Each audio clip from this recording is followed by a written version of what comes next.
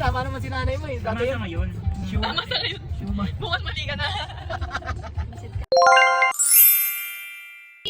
Hi guys! For today's video, samahan nyo kami, pupunta kami ng airport. Pero late upload na to guys, last year pa tong video na to. Pero i-upload ko na rin. Lang, gusto ko lang i-share sa inyo yung isang part ng namin na malungkot. Kasi nga, alis na si tatay, na siya sa barko. And makaka-relate nga dito yung mga family na may OFW. Sobrang tagal na ni tatay na OFW, parang nasanay na kami sa part na ganito. Nakamasaya kapag magsusundo, pero pag maghahatid na, malungkot na. Kahit nga gusto mo na, wag na siya umalis. Tayong choice kasi marami talagang bayarin. Kaya naman hanggat maaari, kung kaya naman kitain dito sa Pilipinas, why not dito na lang magtrabaho, di ba? Believe nga ako sa parents ko, kaya nila yung ganyan LDR. Kasi ako, feeling ko wala, hindi ko kakayanin. Kung no choice ka na wala ka nang kakainin, kakayanin mo na.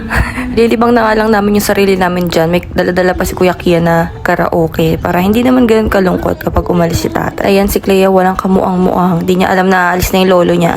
Kaya yung mga OFW dyan, saludo talaga ako sa inyo. Nakakaya nyo, malayo kayo sa pamilya nyo. Mahirap pero talagang titiisin nila para sa pamilya. Kaya sana yumaman talaga tayong lahat para yung mga OFW natin pamilya, huwag nang umalis dito na sa Pilipinas, diba? So ayun na nga, nakarating na kami dito sa airport and babay na kami kay tatay. Dati nga naalala ko na nagstay pa kami dito sa airport tapos inaantay pa namin si tatay para lumabas. Tapos yung tipong kumakaway-kaway pa kayo kapag aalis na siya. Ngayon, mabilisan na lang kasi ngayon eh. Pagka pumasok, minsan hindi na siya nakakalabas. Kaya yun, dito na lang kami sa sasakyan. Hatid na lang namin siya dyan sa may tapat ng airport. Si Clea, walang kamuang-muang. Parang bagong gising, hindi niya alam yung mga nangyayari.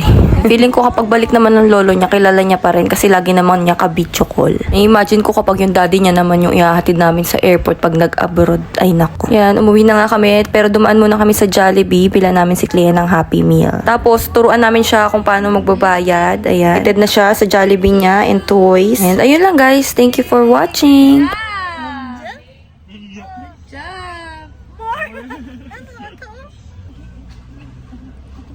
Tingnan mo, nakaganon na yung kapalan niyo. Sa parking area na lang. Apo.